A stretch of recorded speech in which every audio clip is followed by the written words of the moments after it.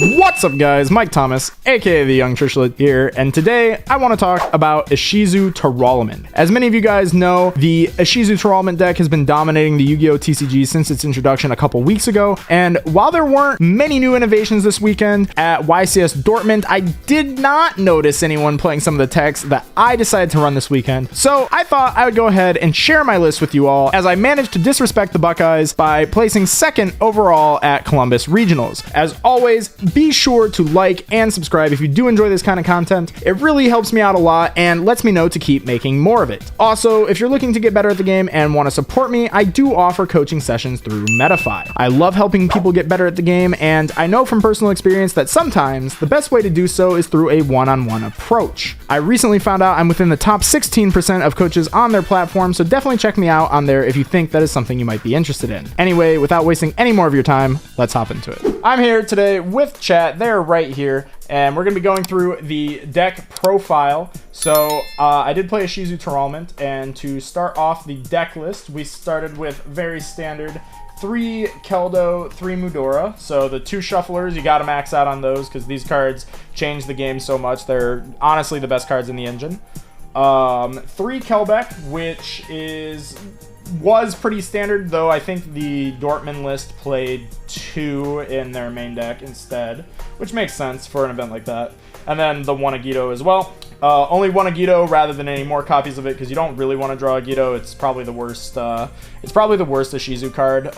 You really only want to see this in matchups that aren't the mirror match, and you're only ever resolving it like 1 time, so it's not necessary at more than 1. That was it for the Ishizu cards. Then moving on to the rest of the engine, supporting the Ishizu cards, we played 1 Diviner just as an extra fairy. It's kind of like a Rhino Heart where it just sends either a Agito or Kelbeck and tries to mill 5. Usually you're summoning this in matchups that aren't the mirror match, because in those matchups it's a super good normal summon, but outside of it it's really, really bad. So Diviner was okay. I didn't really go into it nearly as much as I had in the past. I'm thinking about cutting this card. It was just alright for me. Then for the Tearlaments, we played 2 Rhino Heart, 3 Merly, 3 Shaylin, and 3 Havness. This is pretty standard for the most part. I know some people are experimenting with 2 Merly right now. I'm not sure how I feel about this. I feel like you want as many of these 9 Tearlaments in your deck as possible to just try and mill them.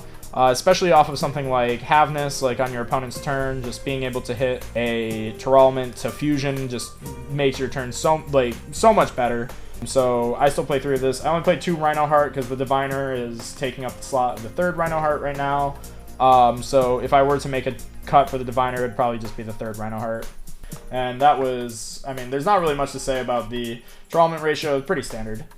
Then for the defensive monsters, we played 3 Herald of Orange Light, 3 Magnamute, and a Druid's Worm. So Herald of Orange Light is probably my least favorite defensive card in this deck. I don't really love playing this card, and especially because I'm not playing as high of a fairy count as like some other Tearlament lists are that play Herald of Orange Light. But it's still pretty strong, because like if you open Herald of Orange Light plus a Shuffler, there's almost no way that you're losing the mirror going second. Like that's just such a strong way to start your turn, or like to start against your opponent, like if you're going second.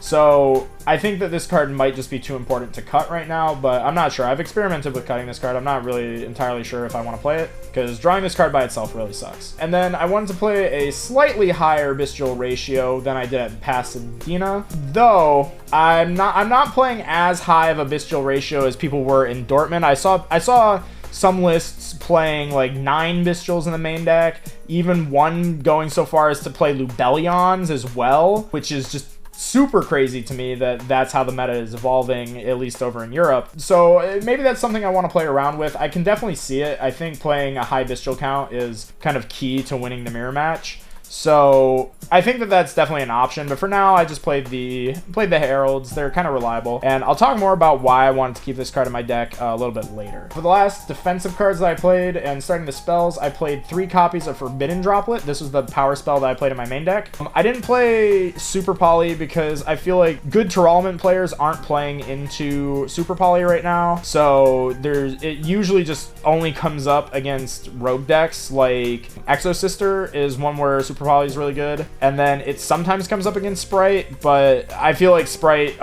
usually doesn't get far enough to like lose to Super Poly anyway. So I didn't want the Super Poly. I never missed it. So Droplet was really good. I wanted to main deck Droplet because it was a regional, so I didn't know how much Flunder there would be. And also, Droplet is really good into Dweller if they don't have the Crime to back it up. So Droplet was pretty good for me, but I just didn't draw it in like situations where I wanted it too often. I used it to OTK a Tearlaments mirror match once. I was 100 damage off of lethal, and I looked down at my hand and I said, "Oh look, that's 100 damage." So I used it that time, like that way once. And I also used it against like Sun Avalon once to like dodge Imperm. So I didn't draw it nearly as much as I wanted, but I think it was still correct to play it in the main deck. Then for the rest of the spells, we play the 4 copies of Pearl of Rhino, which you have to, because if you have this card in the mirror match, you're playing. If you don't have it, you're already behind, so you need this in the mirror. We played the 1 instant fusion, and then for the Tearlaments spell traps, we played 1 Scream, 2 Sullic, and Crime. I think a lot of people are switching back to playing 2 Scream and like 1/1 or like 2/2, and I don't think there's anything wrong with that. I think Scream is crazy. I think like this card is absolutely insane. But I wanted to play multiple copies of Scream in the main deck, just because I felt like if you want to hit this, like if your opponent mills you, or if you mill off of your Havness on the opponent's turn, because this gives you follow-up. Like it gives you a monster to search, or if you're just milling with this and you hit this, it gives you a way to search like your Havness for free, just so that you have like more interaction against your opponent. So I felt like I wanted to just see this card just so it'd get milled more often. And the second one came up a lot for me, like, so I wasn't unhappy that I played 2.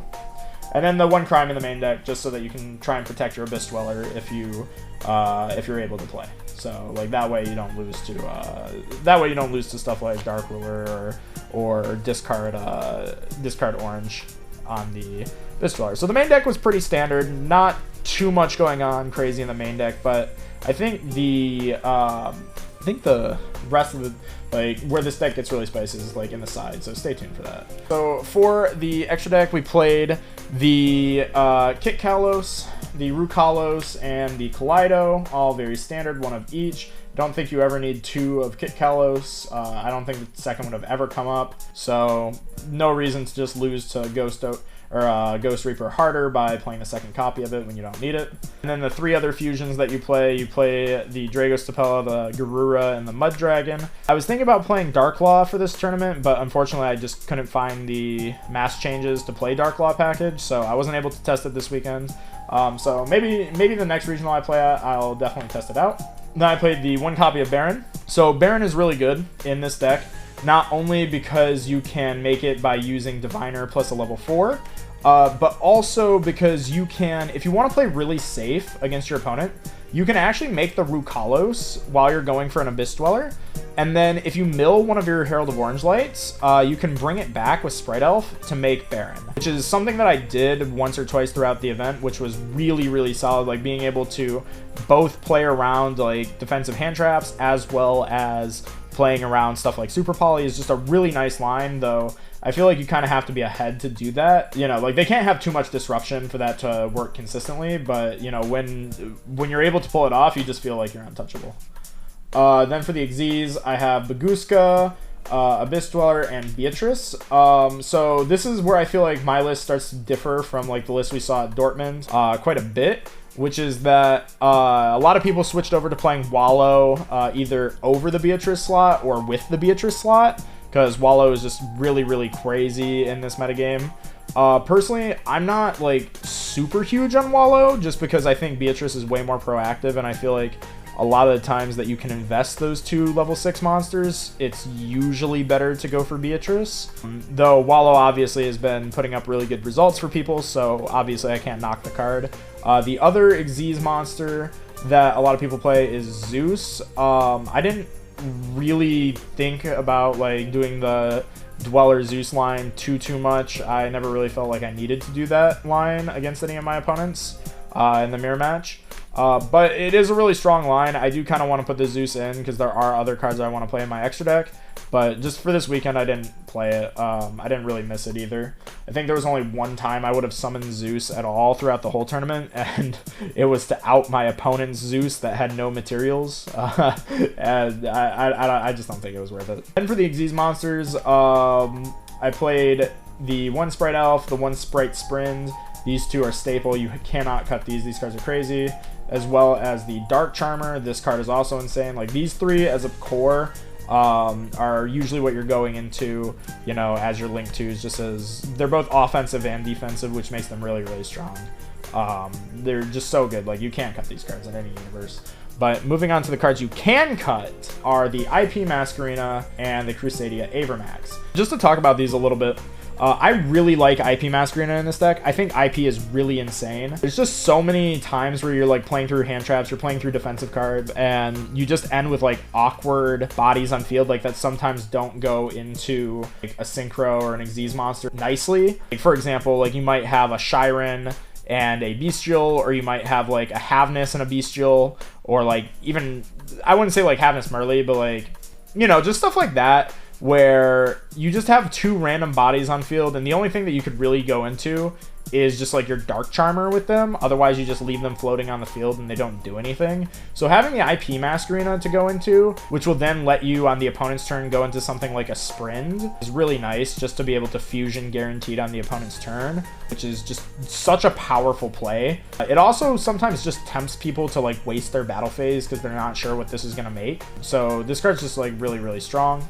But then Avramax is really nice, not for what it is, like not that it's a towers, but Avramax is actually kind of the out to other Avramaxes, because when Avramax attacks, you declare first to gain attack, and then they'll chain their Avramax to gain attack. So they'll gain 3,000 going up to 6, and then you'll gain 6,000 going up to 9, and you still beat over for 3k. So Avramax is really nice just as a way to get through opposing Avramaxes. So that's nice. Like it serves 2 roles, where like the Borreload Dragon, if you played that instead, doesn't do anything when you go first. And what's really cool about these cards is that this gives you a really good option to go for if you get hit with Ghost Reaper, because something that happens a lot is like you might, like, let's say you go normal summon Rhinoheart, effect, send Havness or something, declare Havness, and they'll Reaper your Kit Kalos.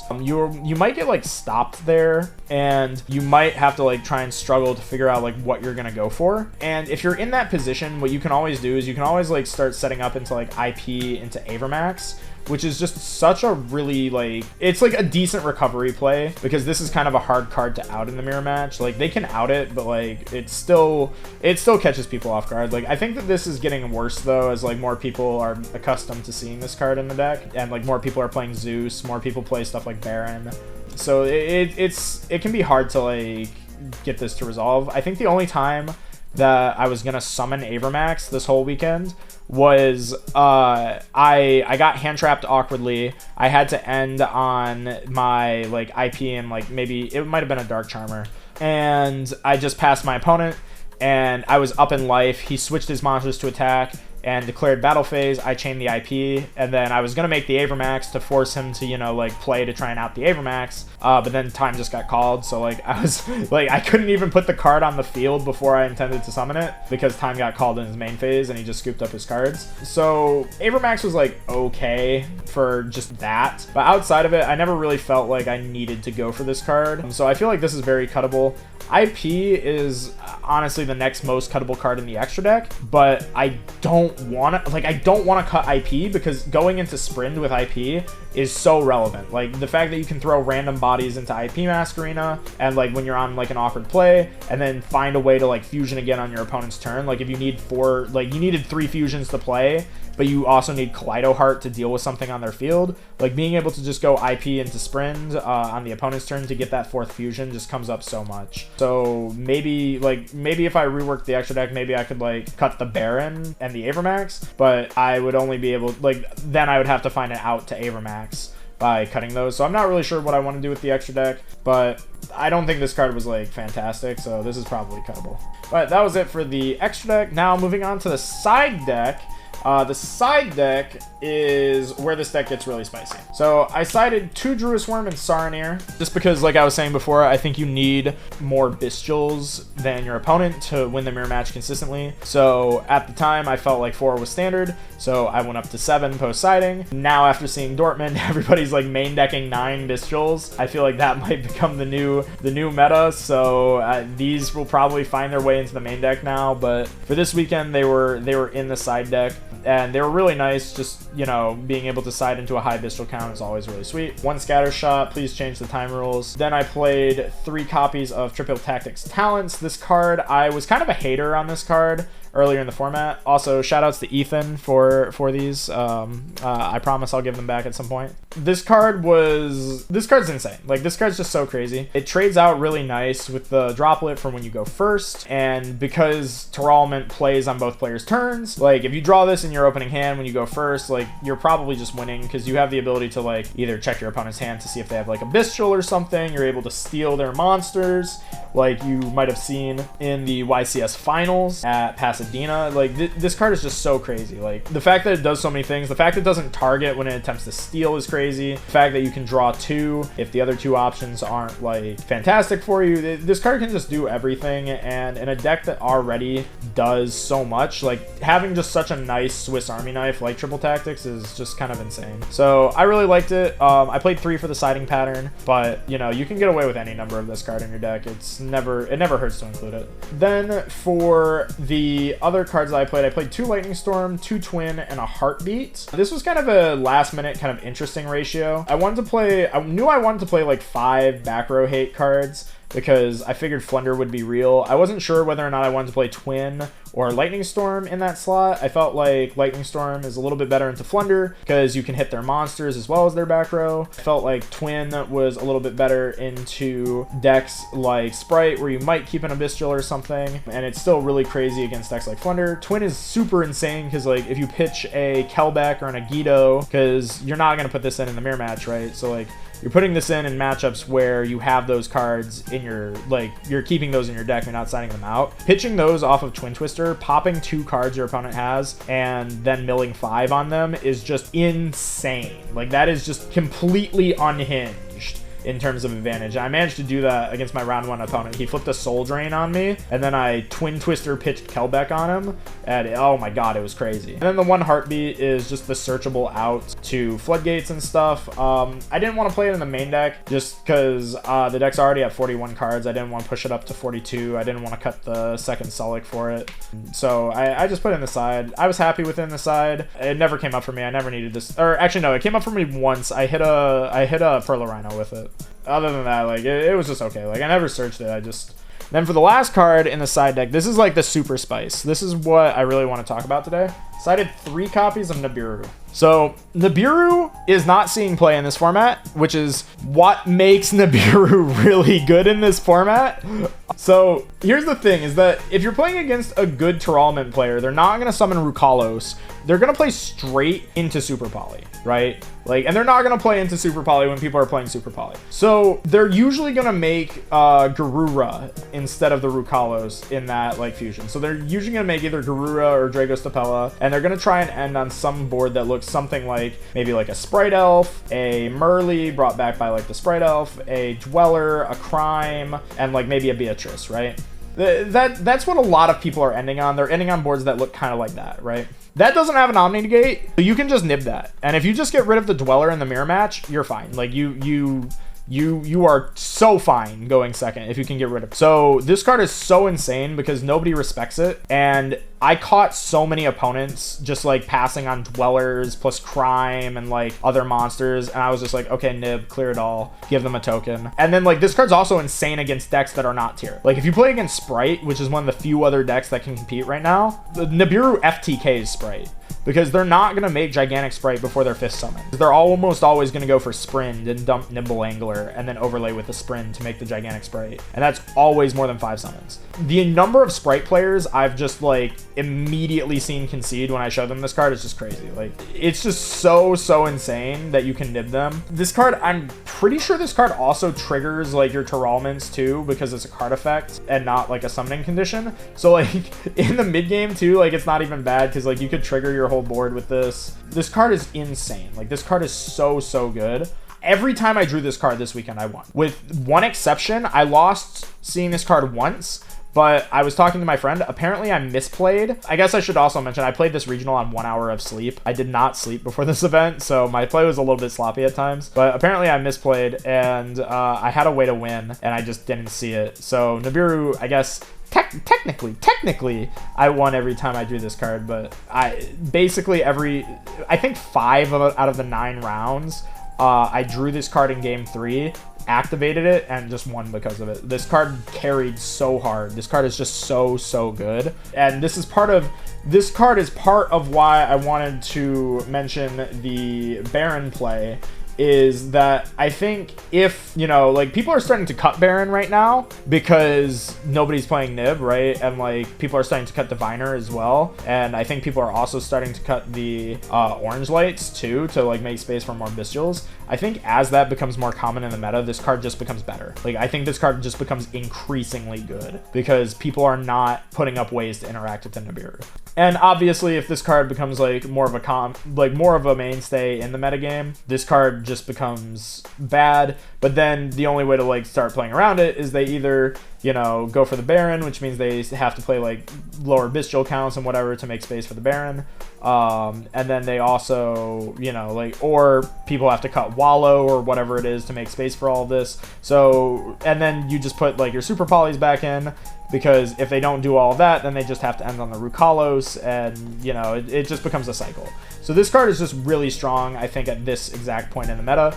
I would definitely give this card a try because this card seriously overperformed for me. I didn't want to main deck it though, so like with how high I'm talking of it, I didn't want to main deck it because I feel like once your opponent knows that you're on this card, they're going to respect it and they're going to play around it. So having it in the side deck is really nice because you know, like, your opponent doesn't suspect anything game 1. You know, you're just playing like, you know, standard Tearlament. You're 50-50 chance that you just go first and you win anyway. And the other time, like, 50-50 chance you're probably losing because you're going second unless you draw like Havnus, Bestial, Kelbeck or something crazy. But then post side, you know, you get to game 3 and then you just nib them and they're like, oh my god, you play Nibiru? What? Like, I don't expect that. And then you say, yeah, I play Nibiru, so I'm gonna give you a token. You have like a dead trap card. You have, you know, if you're lucky, maybe you have Havnus in hand to turn it back on, but otherwise you have nothing, and I have 5 cards in my hand, and my 1 card destroyed your entire setup, and I'm not on the Dweller. So this card's just super insane. Yeah, I can't talk higher of this card. I think it's probably the best hand trap in the format right now, just because people really are disrespecting this card so much. Anyway, guys, that's all I have for you guys today. I really had a fun time playing this deck. I'm really enjoying Ishizu Tearlament, even if not everybody enjoys this deck. I think it's really fun. Really happy with how I did. Really happy with how the deck performed. Give it a try out yourself if you also enjoyed it. Remember to like and subscribe if you did enjoy this kind of content. It does remind me to keep making more of it. But otherwise, that's all I had for you guys today. So I hope you enjoyed the video, and I hope see you in the next one.